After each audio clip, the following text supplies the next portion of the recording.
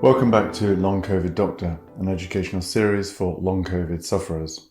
I'm Dr. Tim Robinson, formerly a family doctor for 30 years, now working in Long COVID Services for 5 years. I post on podcast channels and YouTube. I hope you find them helpful. If you do, click on subscribe, spread the word. Thanks for any feedback. Apologies though, for no replies from me, I'm afraid. I just haven't got the time. They're appreciated though, because they help me with my future postings. Another apology, important though, my usual disclaimer. Any advice or treatment I mention should only be considered after discussion with your own doctor. So, this talk is all about long COVID fatigue. I've divided it into two parts to make it more digestible, less overwhelming, less tiring. So, part one is the causes and the various aspects of long COVID fatigue. And the second part is how to tackle it, the strategies and outcomes. So, here we go, long COVID fatigue.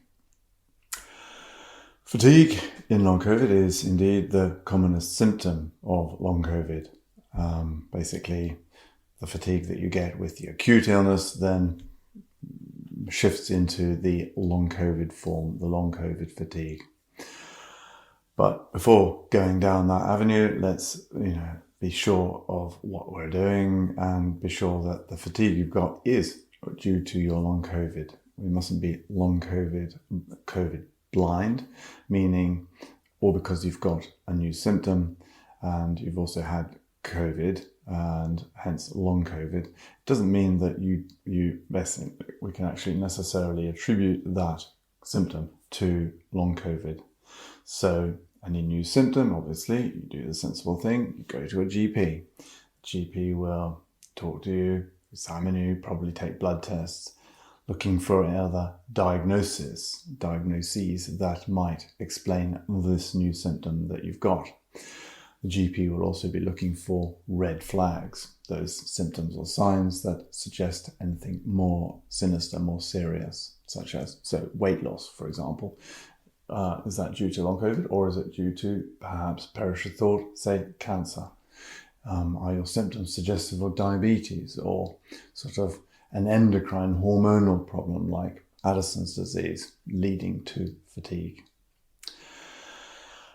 So once those other causes are ruled out, then we're left with fatigue because of your long COVID. So long COVID fatigue.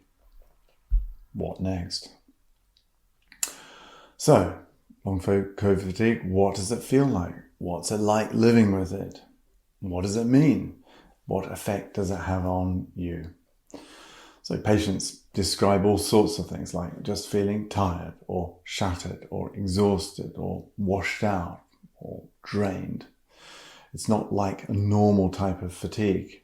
It's sort of, normal fatigue in a healthy person is, it's there when you've overdone it in some way. And then next day after rest and a good night's sleep, you feel better, recharged and ready to face the day and undertake all that you want to do. But with long COVID fatigue, next day you feel shattered, equally as shattered, having had a rest and a sleep. And it's a sort of a whole body exhaustion. You feel thoroughly wrung out.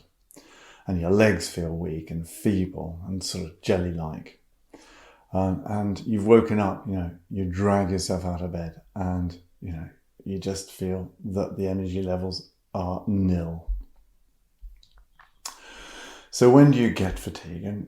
And what are those, let's think about energy and what are the energy drains, what is sort of sapping your energy. So as I've talked about, it could be something that you've done excessively physically. So you've done too much physically. That's led to that fatigue and has drained your energy. Or equally, it might be something that you've done mentally, too much mental activity. So too much reading, too much writing, focusing and concentrating on something for too long. has drained your energy levels. Or indeed, socially, too much social interaction, what with family or friends, or, meeting some friends in a bar, a pub, or a cafe, has sort of taken it out of you. So sort of you've overdone it socially. Thinking about energy, sort of essentially, our body has a finite energy capacity, a finite amount of energy to be able to expend. Every cell in the body makes energy, and then, if you like, add all those individual cells, the energy that they create, into one. That is the finite amount of energy that you have got available to be able to use up. Finite in the sense of that is your one energy battery. And there is a fixed capacity in that battery. And that's the energy that you can use to undertake those tasks, those physical tasks, mental tasks, social tasks. But with long COVID, that energy, like I've said, that energy battery, that the capacity is reduced. You have a smaller battery. The recovery time to recharge that battery is reduced. And so, it takes longer to get the energy, the battery level back up to normal.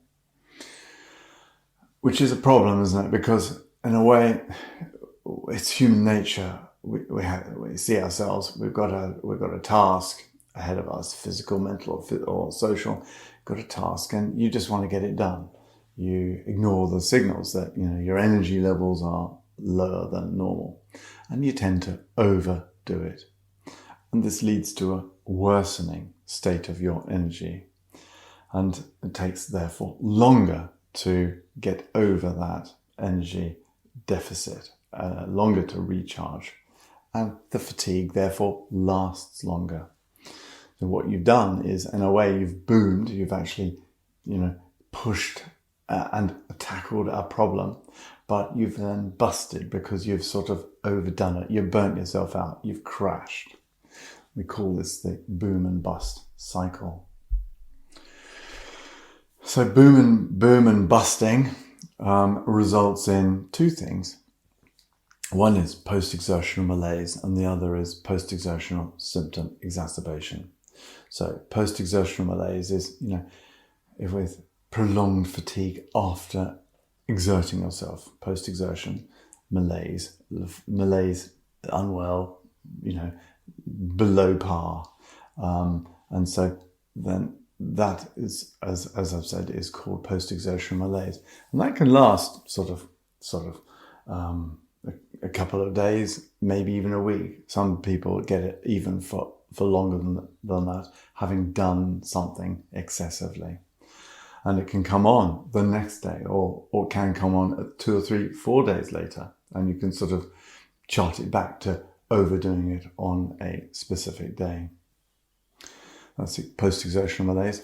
There's also post-exertional symptom exacerbation. Okay, so when you've overdone it, physically, mentally, socially, not only do you have, excessive fatigue, but also you have your long COVID symptoms returning. So those long COVID symptoms may have quietened down, say headaches or breathlessness or muscle pains, joint pains, etc., quietened down, and you're actually getting better for those features of your long COVID. If you overdo it, physically, mentally, socially, then those symptoms that you had previously, those long COVID symptoms, can then revisit you, can relapse, can return. Not good. Post-exertional symptom exacerbation. So let's turn to that question. Well, why have you got long COVID fatigue? What are the causes? What has led to this? Basically, it comes down to two groups, either the direct causes or the indirect causes. So let's focus on the direct causes first of all. So, with having become infected by the SARS-CoV-2 virus, the COVID virus, the coronavirus, then that has come into the body, into the system, throughout the body, and thinking specifically of long COVID fatigue and thinking muscle fatigue, well, the virus has got into the muscle cells and has caused damage, maybe even death, certainly malfunction. And one effect that it has on thinking fatigue and energy production, etc., is the effect on the mitochondria. If the cells, the muscle cells, have been knocked out, have been killed, then that means there are going to be less of the mitochondria available in order to create energy. Equally, the virus could, if they've not killed the muscle cells, they've caused malfunctioning of the muscle cells, damage of the muscle cells. And then that leads to, therefore, damage of the mitochondria. Again, less energy produced by mitochondria, and therefore less of the energy available to undertake sort of muscular activity. I didn't say that mitochondria, just to sort of, for those of you who don't know, are the, if you like, the energy factories within each cell. There are anything between 500 and 1,000 of these little sort of components of the cell that then whose function is to create energy. Energy being ATP, adenosine triphosphate, which is a sort of an energy molecule which brings about sort of, which basically is the energy currency that catalyzes any of the metabolic processes within cells. So, like I said, if the muscle cells are damaged, there are going to be fewer mitochondria, and therefore they're not working as efficiently for those metabolic pathways that bring about sort of functioning of muscle fibers. Putting mitochondria to one side, another direct effect of direct cause for long COVID fatigue is damage of the nerve fibers, the small nerve fibers that innervate the blood vessels that serve the muscles. Okay, if those fibers are damaged, therefore the blood vessels don't work correctly and don't open up when they need, so they don't dilate when they're needed to undertake muscular activity. Focusing still on reduced blood supply of muscles, that with less oxygen, hence less oxygen, less energy production. Oxygen is needed in the mitochondria. Another cause for reduction in the blood supply to the muscles is the dysautonomic effect. Okay, so I'll talk about dysautonomia in a minute, but basically the nerves that serve the blood vessels from within the sort of the brain and bring about that contraction and relaxation of those blood vessels can be affected from centrally because of the effect of the long COVID on the sort of the brain functioning, the autonomic and automatic nervous system. Likewise, another cause for reduced oxygen is the microthrombi. There are small blood clots that we have been able to demonstrate by scans that are created within the COVID/long COVID process, and they block off those little blood vessels, those capillaries that serve the muscles. Hence, less oxygen to the muscles, hence less energy production. Along with those microclots formation, there are amyloid proteins that are laid down within the muscle fibers, and these will be seen with biopsies of the muscle fibers. And that amyloid protein serves as a source of inflammation. Any inflamed cells don't work so efficiently, therefore again don't produce the ATP, the energy currency, to be able to function normally. Another cause, a direct cause found in long COVID for long COVID fatigue is a difficulty, a problem with your immune system, the immune system that looks at the acquired immune system, and that is the creation of autoantibodies, antibodies that attack your own normal tissues. So autoantibodies have been found that target muscles, and autoantibodies have been found that target nerves. So both of those therefore interfere with the normal functioning of the muscles. And finally, deconditioning. Again, this is a direct effect of the long COVID, and as a consequence of being unwell. And being unwell, you're not as active, therefore you lose your normal condition through that inactivity, and that's unavoidable because of prolonged rest that you undertake in order to recover. So that deconditioning can then lead likewise to fatigue. So those are the sort of direct causes for long COVID fatigue. What are the indirect causes? Well, the indirect causes, firstly, there's the respiratory causes. So as we know, coronavirus is a respiratory virus. It is part of one of the sort of common cold viruses, but obviously it's much more invasive and damaging.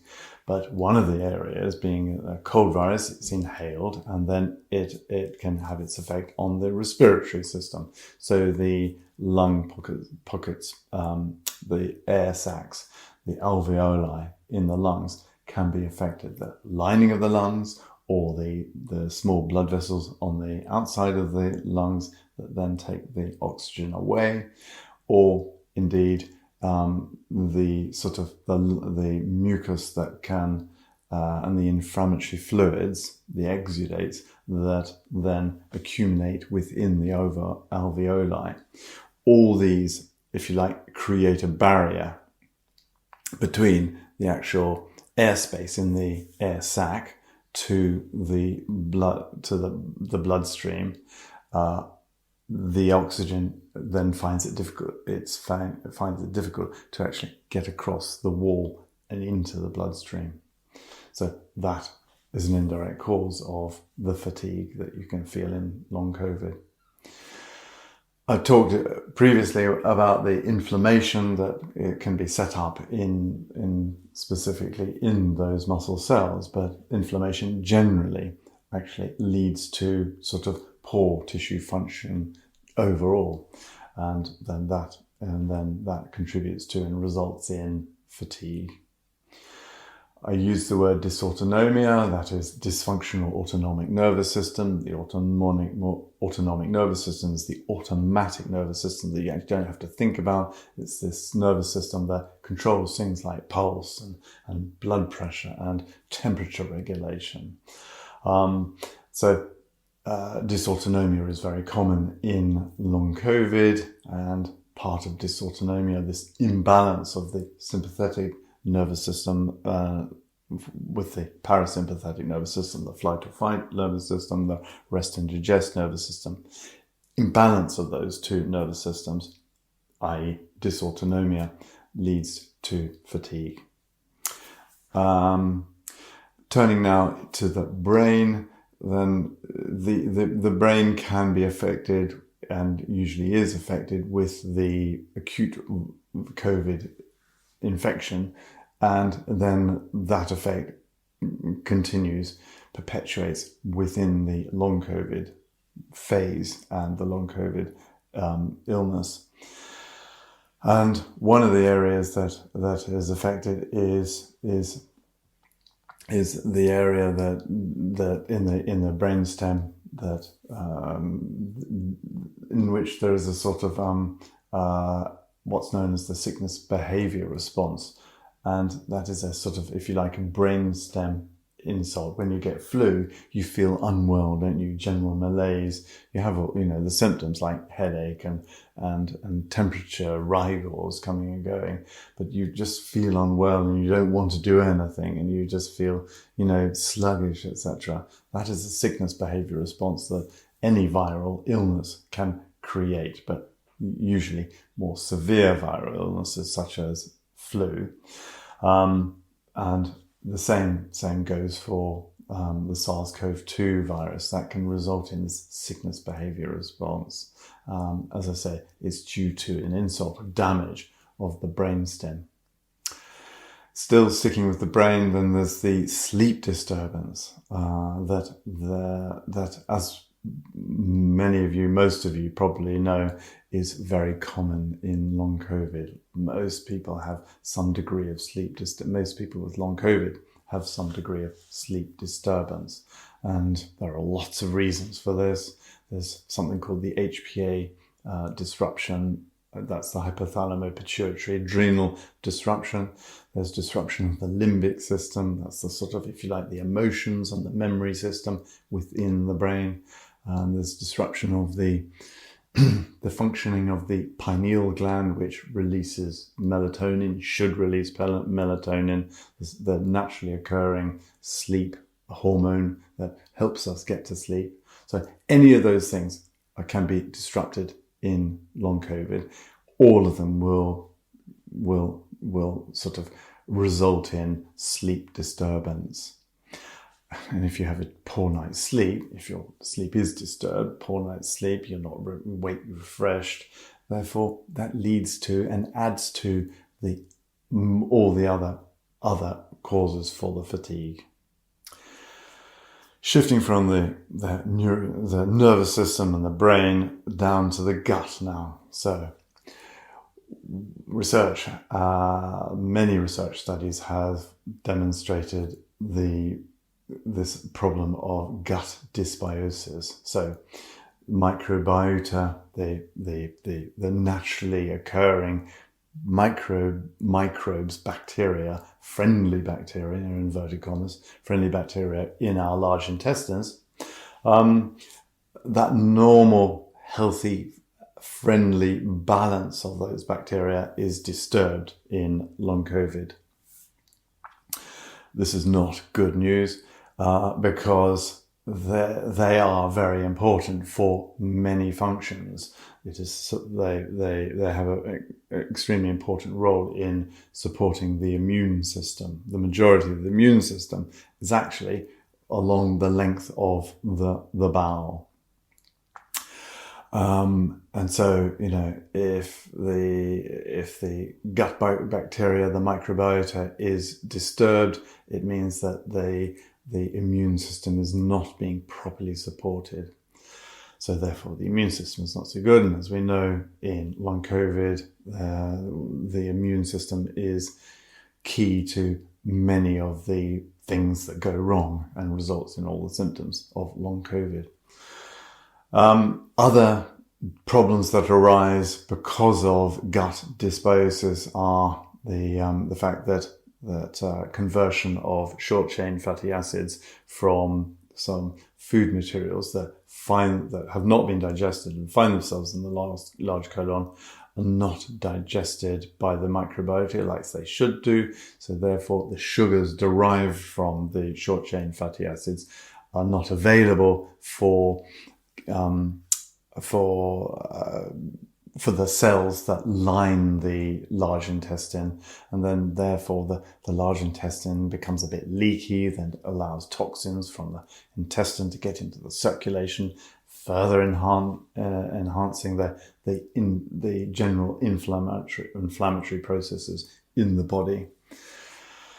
So other functions of the microbiota are production of vitamin K, absorption of vitamin B12, production of neurotransmitters, so serotonin.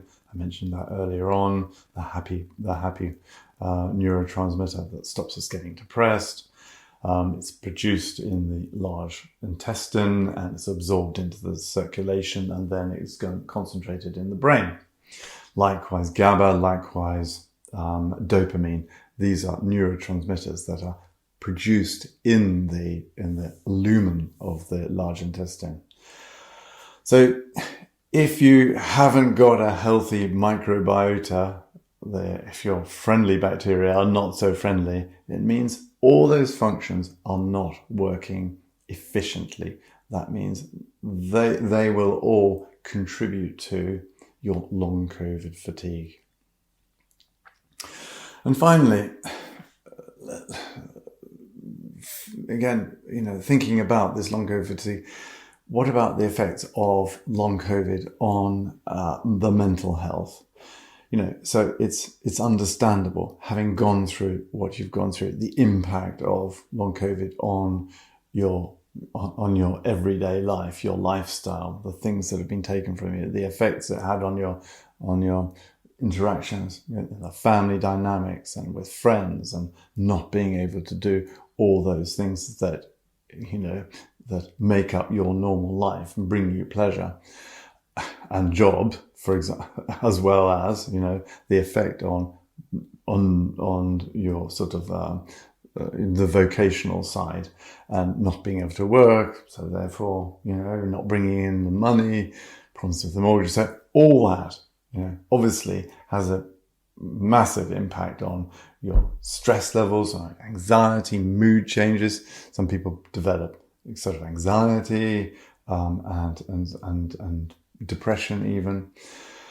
And all that stress, anxiety and depression can also have a fatiguing element to it. So again, that's, if you like, the final and the final indirect cause for your long COVID fatigue. And I've really sort of gone into this in great depth and talked at length on the direct and indirect causes of long COVID fatigue. And I've done that for a reason, and an important reason, because I think it is really essential that you take that on board, that there are physical reasons for your fatigue, okay? And that, as I said, is important because it validates the condition for when people say, well, is long COVID really a thing? And, surely, you should have got over it by now. And that, there's this gaslighting and not being believed is a problem with a lot of long COVID patients. And equally, I've heard a lot of long COVID patients say to me and the teams that I work with, I've had it so long. Actually, I can't quite believe it. Maybe it is, imagined, etc. No, as I said, I've given you a whole long list of the physical causes of long COVID, which is so important for your validation and validation to others. And you can say, no, it's not all in my head. It is a reality. No, I'm not work shy. I'd love to be at work. But this is a physical thing. So it's important for the validation. It's also really important to help you sort of understand the whole process. And then with that understanding, you can then understand the strategies behind how to manage the symptoms and how to overcome your long COVID. And specifically, so for this talk, it's how to overcome your long COVID fatigue. So there we are.